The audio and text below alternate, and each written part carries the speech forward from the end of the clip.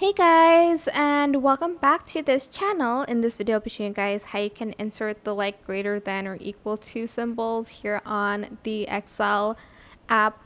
So you are just going to select the insert tab right here.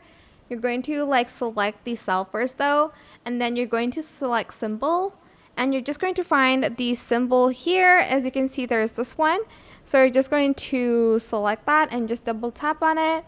And then, or you can select one and press insert, and there's also this one, less than or equal to, greater than or equal to, and there's also the not equal to, and there's a lot of symbols that you can basically add on, the ones that you don't have on your keyboard. For instance, there's also these ones, but it's just a greater than sign, which you can just place with your keyboard, and that's it. Make sure you selected the cell first and then go to symbol. If you don't, you can't really add that on, so make sure you do that.